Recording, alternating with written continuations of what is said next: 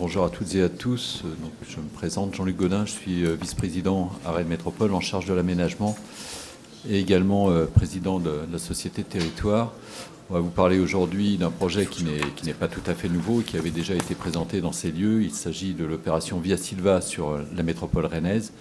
Resituer un petit peu le cadre au moment où aujourd'hui nous rentrons dans la partie opérationnelle, ce qui vous est indiqué là sur cette diapositive. Le projet Via Silva, dans son idée initiale, était le questionnement sur un secteur rennais, de la métropole rennaise, essentiellement situé sur la commune de Cesson-Sévigné, un petit peu Thorigné, un petit peu la ville de Rennes, mais un secteur qui était en fait engoncé entre ce qui, pendant très longtemps, avait servi de rocade à l'est de Rennes et de la rocade nouvelle, un secteur de 650 hectares qui venait à l'urbanisation parce que ça commençait à venir la partie est de Rennes, la partie universitaire, Beaulieu et l'ensemble de cette université, mais aussi une zone d'aménagement à vocation d'activité, et notamment activité tertiaire et activité de pointe, eh bien, reposait la question de l'aménagement global de ce secteur. Donc 650 hectares, la réflexion se portait sur cet ensemble. Comment gérer dans un avenir une telle surface, une telle superficie, et pourquoi ne pas anticiper, ne pas travailler d'un coup, d'un seul sur cet ensemble pour que demain, il n'y ait plus de questions très difficiles à traiter sur ce secteur. En même temps, était menée la réflexion sur le métro, la deuxième ligne du métro de Rennes Métropole, et qui venait aux portes de Cesson. Et donc l'idée aussi qui a prévalu était de prolonger cette ligne jusque sur le quartier de Via Silva et d'en faire en fait l'arête, la colonne vertébrale de ce secteur qui permettrait de desservir jusqu'à la commune de Thorigné, qui permettra, parce que nous en sommes là, de desservir jusqu'à la commune de Thorigné le moment venu. Donc aujourd'hui, nous en sommes à la partie opérationnelle. Le grand travail avait été fait pour l'ensemble de ce quartier, novateur également dans la partie de la gestion hydraulique, novateur dans la partie déplacement, avec des ambitions fortes sur la réduction de la place de la voiture dans ce secteur, et la prégnance bien évidemment du métro, mais aussi d'une ligne de bus en site propre. Et donc aujourd'hui, nous rentrons dans la phase opérationnelle. Il y a eu un travail qui a été conduit également, et Albert Plouhinec, le maire de Cesson, vous en parlera davantage. Travail qui a été conduit et avec les élus, mais aussi avec les habitants de la commune de Cesson, parce que certains chiffres ont pu apeurer à un moment lorsque l'on a parlé d'un coût de 40 000 habitants et de 25 000 emplois qui arrivaient sur le secteur de Cesson. Les résidents qui étaient en place ont pris un petit peu peur. Il a fallu remettre un peu de pédagogie, réexpliquer ce qu'était le projet et aussi sa temporalité. Donc je vais laisser la parole à Albert Plouhinec, le maire de Cesson, qui va rentrer dans ce détail des opérations. Merci Jean-Luc. Donc Albert Plouhinec, le maire de Cesson-Sévigné, le président de la SPLA Via Silva. Mon rôle aujourd'hui sera de vous présenter ce qui fait la colonne vertébrale de Via Silva. Donc ces principes vont évoluer au cours des décennies de vie donc de ce grand projet de développement urbain, mais sans disparaître. Ils sont le fruit donc d'un consensus ambitieux, il en parlait Jean-Luc tout à l'heure, construit entre 2014 et 2015 grâce donc à une série d'ateliers. Ils ont contribué à bâtir aussi une relation de confiance très importante entre Rennes Métropole, Cesson-Sévigné et bien sûr l'aménageur, la SPLA Via Silva. Mais ils nous ont également permis de nous entendre sur les invariants et les sujets qui seraient laissés ouverts et qui ont été présentés à la concertation. Alors nous avons retenu 4 principes clés. Ils peuvent paraître conceptuels, mais à chacun de ces principes sont associés des engagements concrets. Ce qui marque profondément Via Silva, c'est l'importance de la nature. Donc d'abord, via la trame verte et bleue qui constitue la structure du projet. Elle offrira l'occasion de créer une continuité entre Rennes et 3 espaces naturels qui bordent le périmètre de Via Silva, la base de loisirs des Gailleuls, la vallée de la Vilaine et la forêt de Rennes. Alors, outre les parcs, une des traductions concrètes de cette trame verte et bleue, ce sont les rues jardins. L'enjeu nature réside aussi dans le respect du circuit naturel de l'eau et la gestion optimisée des eaux pluviales, notamment via la restauration des zones humides. Et enfin, dans notre souhait de diversifier les usages de ces espaces verts par les possibilités donc, de promenade et de loisirs, d'activités agronaturelles, d'observation de la nature et avec des lieux d'habitat conçus à proximité immédiate des parcs. Second mot-clé qu'il vous faudra garder en tête, c'est la proximité. Ici, ce ne sera pas qu'un slogan, c'est une réponse précise à deux enjeux, l'aménagement des parcs et l'arrivée de 2 stations de la ligne B du métro, bien entendu la station terminale, c'est son Via Silva. Tout est fait pour qu'un maximum d'habitants et de salariés puissent profiter de ces aménités. Autour des 2 stations de métro, des centralités vont donc rapidement s'organiser. Le réseau viaire et les espaces publics de proximité faciliteront des accès rapides à ces centralités, mais également au parc. Le terme « équilibre » est aussi un cap dans ce projet. Il renvoie d'abord à l'enjeu de mixité, puisque les 2 premières actes ont été modifiés, il en parlait là Jean-Luc, pour intégrer à la fois du logement et des surfaces d'activité, tout en conservant à chacune une dominante. Il y en a une qui est plus à activité, l'autre plus à dominante habitat. Il renvoie également à notre volonté d'offrir une diversité des formes urbaines à l'échelle de l'îlot. Enfin, il impose de travailler sur le confort d'usage des futurs logements et des bureaux en termes de vis-à-vis, d'ensoleillement, d'ouverture sur les parcs, notamment sur le parc central de Bout-de-Bois. Notre 4e principe fondateur repose sur l'expression « territoire d'avenir ». La ZAC Atalante Via Silva intègre une partie de la technopole Atalante-Beaulieu. Et donc les enjeux de renouvellement et de développement de ce lieu emblématique. Pour se préparer à l'avenir, la technopole doit devenir plus urbaine, plus mixte. Elle se doit pour cela d'accueillir des artisans, des PME et des professions libérales, autant de fonctions qui ont souvent du mal à trouver leur place en ville. Un territoire d'avenir intègre forcément une dimension concertée, coproduite.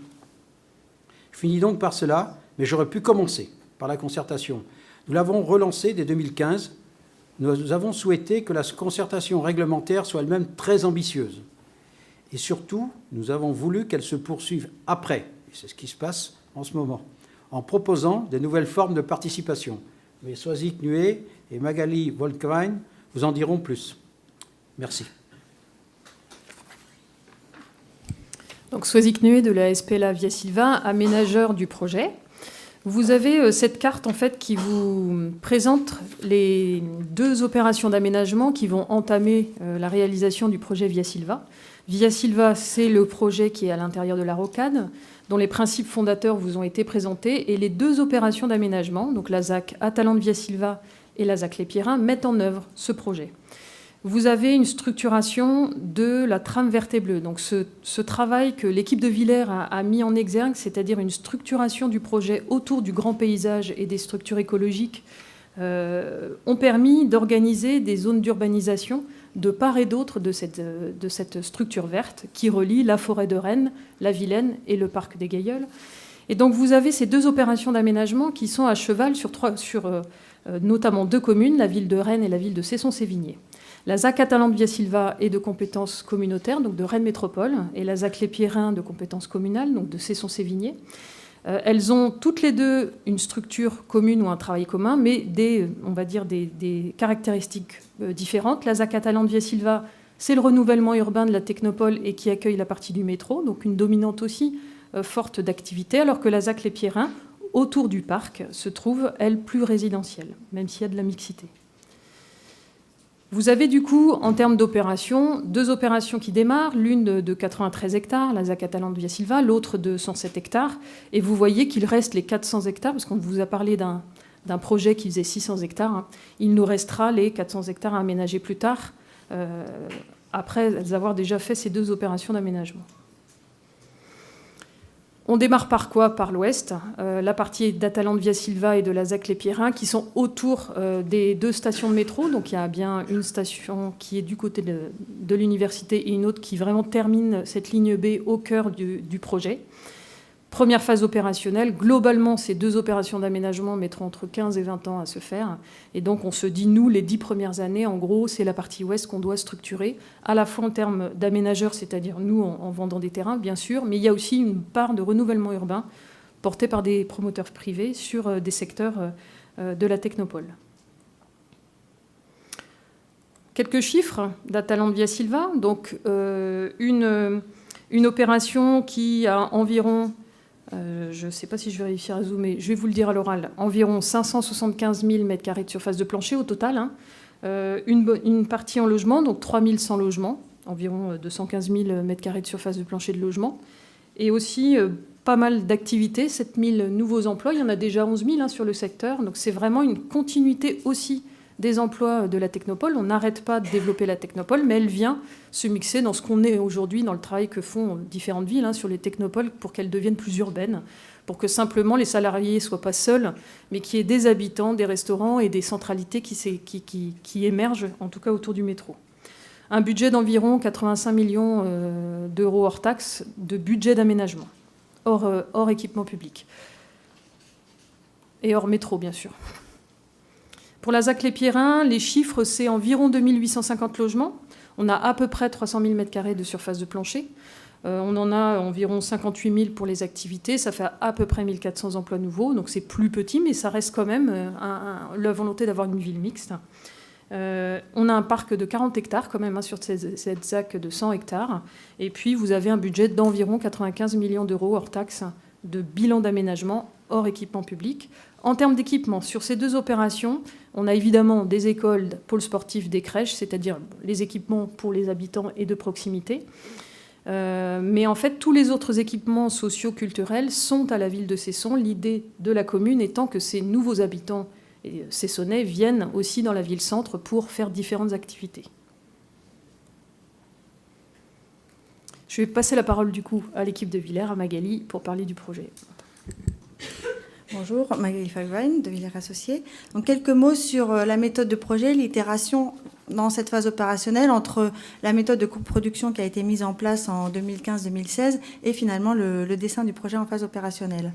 Donc, évidemment, il y a quand même quelques fondamentaux qui sont pas coproduits, que le territoire nous donne. La géographie fonde le projet. On a parlé effectivement de la dimension hydraulique et écologique. Et disons que le point de départ du projet, c'est que la structure urbaine s'appuie évidemment sur la géographie et notamment, on le voit sur ce sous-secteur, sur la topographie du projet. En 30 ans, tout change, sauf la géographie. Donc, du coup, les choses changent depuis que Via Silva existe en tant que Via Silva. Et disons que l'opportunité de redémarrer le projet avec une nouvelle équipe municipale en 2014 nous a permis de réinterroger les dynamiques de projet et la méthode. Et donc, c'est un projet qui a été intéressant dans cette seconde phase, notamment sur le fait qu'on a pris les choses un peu à l'envers de ce qu'on a d'habitude. Soisig vous a donné le programme, mais en fait, ce programme, ce n'était pas une donnée d'entrée.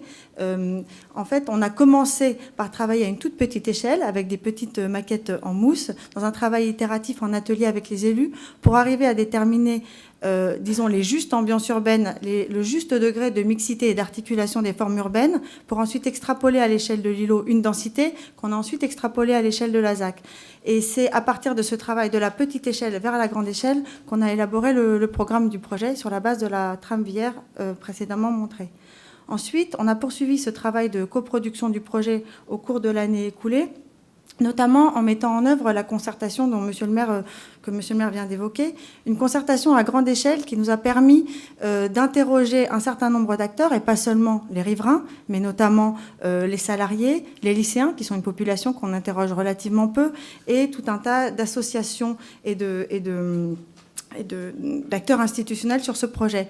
On a, en 6 mois, rencontré 450 personnes qui sont allées dans une démarche bien au-delà de l'information, dans une démarche réellement de coproduction du projet. Et on a réussi à articuler les temps, si vous voulez, de concertation, autour desquels on a fait réfléchir les gens à la fois à l'échelle des 2 axes du grand territoire, mais également à l'échelle des formes urbaines, et les temps de l'urbanisme opérationnel, c'est-à-dire que, suite notamment à ce grand atelier, on voit en haut des photos de l'atelier lycéen et en bas des photos de l'atelier qui s'est déroulé sur 2 jours avec 150 personnes en format cabaret sur, si vous voulez, les formes urbaines et le projet urbain. À l'issue de ces deux temps-là, on s'est engagé dans un travail de dessin plus fin du projet, où on a intégré l'ensemble des retours de la concertation, alors à savoir notamment les points sur lesquels les élus se sont engagés. Donc vous allez voir notamment des points qui ont été travaillés plus en détail à l'issue de cette concertation.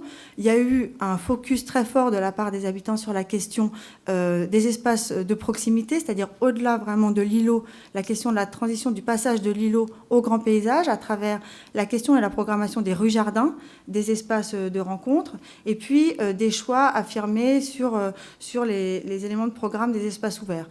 La question des rues-jardins notamment, qui sont en vert avec un rythme relativement régulier, qui sont des rues qui vous emmènent des cœurs de quartier au grand paysage, a été particulièrement approfondie. Donc là, je crois qu'on va voir on va juste à celle d'après. Ah non, je m'en souviens plus par cœur, pardon. En parallèle de ce travail sur la concertation, nous, on est en phase AVP sur ces 2 axes. Donc, on rentre réellement maintenant dans le dessin précis des espaces. Alors, ce qui est intéressant dans ce projet, c'est qu'on a à la fois le dessin des espaces publics, qu'on vient d'évoquer, avec les zones de rencontre, les rues-jardins et les différents le maillage secondaire et primaire. Et puis également, on a ce projet de parc agronaturel qui va vraiment donner sa signature, son adresse à ces quartiers-là. Et là, on est dans un travail également où on mélange à la fois le dessin et la coproduction. On a des enjeux de consolidation de la trame bocagère, de renaturation d'un ruisseau et d'installation d'un certain nombre de programmes ouverts. Mais en parallèle, si vous voulez, du dessin et du dessin des investissements sur ces parcs, il y a un travail tout aussi important qui est penser la gestion de ces espaces. Et c'est pour cette raison qu'on fait en ce moment, en même temps qu'on dessine l'AVP, des ateliers nature avec un certain nombre d'associations, écologues, qui seront à même de prendre pour partie en charge la gestion de ces espaces-là. Alors du coup, je crois que c'est maintenant qu'on va voir le dessin qui résulte, si vous voulez, de ces différentes techniques de coproduction. Donc ça, c'est la phase 1 dont vous parlez, Soisic. On est vraiment à cette échelle des 10 prochaines années. Et donc là, on a cette faisabilité qui n'a été dessinée que lorsque l'ensemble de ces étapes de concertation sont passées, même si on avait évidemment commencé à dessiner à plein de petites échelles. On voit notamment sur ce plan un des slogans qui s'est fortement exprimé au moment de la concertation, un arbre depuis ma fenêtre. Je pense qu'on aura un arbre depuis chaque fenêtre. Ce plan vert, comme il se doit, en cette époque écologique, essaie de le montrer. Ensuite, nous, en parallèle, si vous voulez, du travail sur l'AVP, sur les espaces publics, on travaille évidemment à l'accueil des futurs opérateurs et donc à des cahiers de prescription. Et une fois de plus, ce travail sur la concertation, tout ce qui ressort, si vous voulez, parce qu'on a donné un matériau très riche aux gens en concertation et il y a des choix d'images qui sont sortis, un grand matériau, et ce matériau, on l'exploite notamment à la fois pour définir les ambiances sous les sous-secteurs et vraiment alimenter les cahiers des charges de sessions de terrain. Donc typiquement, à l'issue de la concertation est ressorti l'enjeu de créer, même si la mixité est partout présente sur ce secteur-là, la mixité typomorphologique, de créer autour des hameaux des secteurs plus villages et de transition. Et donc là, on travaille notamment sur la question des seuils, qui est très importante. Voilà. C'était fini, excusez-moi. Bien, donc c'est les questions. Non, on va Donc, en termes de calendrier, Via Silva passe en phase opérationnelle, c'est le titre. Donc, effectivement, est-ce que je peux zoomer ? Peut-être. Après, il faut monter. Et ça, c'est là que je ne sais plus faire. Bon, bah désolé. C'est pas encore... Je ne suis pas habituée. Je vais vous le dire à l'oral. Donc, on a retravaillé le projet. Donc, comme l'a dit Magali, le travail sur les formes urbaines avec les élus toute l'année 2014 et jusqu'à mi-2015. Ensuite, on a engagé la concertation en 2015. Et en 2016, on en a tiré le bilan. Elle était tellement riche qu'on continue. On continue à faire des groupes thématiques avec les gens et les volontaires. Et chaque année, on fera des thèmes et on approfondira des thèmes. Par exemple, cette année, ce qui est ressorti, le le groupe nature, le groupe espace public et 3 autres thèmes. Et on travaille avec les gens, les associations, pour commencer à affiner le projet. On va encore avoir une période opérationnelle, on va dire, de procédure. 2017, on espère avoir tous les dossiers, parce que c'est des dossiers de création de ZAC modifiés, des dossiers de réalisation modifiés. On va avoir toute la procédure du PLU, etc. Donc on espère, en tout cas, toute l'année 2017, finir ces étapes, tout en continuant de travailler sur le projet, d'avancer sur les définitions. On va lancer des consultations de promoteurs en 2017 aussi, parce qu'on veut avoir des opérateurs qui travaillent en workshop avec l'urbaniste sur des quartiers de la première phase opérationnelle, pour ne pas avoir tout défini, mais vraiment de faire un travail en commun sur les premiers îlots. C'est quand même les premiers îlots qui seront démonstrateurs de la philosophie de Via Silva, de ce qu'on veut en faire, y compris en termes d'ambition écologique, environnementale, de logement abordable. Donc on veut avoir des opérateurs avec nous, continuer la concertation, en tout cas à différentes échelles. Et puis pour nous, le temps des démarrages de travaux sera 2018, parce qu'on a un rendez-vous qui est celui de 2020, qui est l'arrivée du métro. Et donc on est des premiers habitants à cette arrivée du métro. Bon, il y a déjà des habitants sur place, mais en tout cas les nouveaux habitants dans les logements. Ce qui fait que ça me permet de vous parler quand même de l'actualité. Donc Via Silva existe, mais c'est d'abord par la zone d'activité aujourd'hui qu'on appelle les Champs Blancs et qui va du coup se modifier pour s'appeler Atalante Via Silva. Donc on a déjà des grandes entreprises, c'est un secteur de haute technologie. Vous avez Technicolor, Capgemini, l'IRT Bicom, Sirlinks, la PME qui paye peut-être pas de mine, mais qui en tout cas a gagné un marché pour tout ce qui est auprès de la NASA. Donc voilà, on a vraiment des entreprises phares qui sont déjà là et qu'on installe. Vous avez une pépinière TIC, donc nouvelle technologie, qui sera livrée, qui est actuellement livrée et qui est en cours d'aménagement tout simplement intérieur.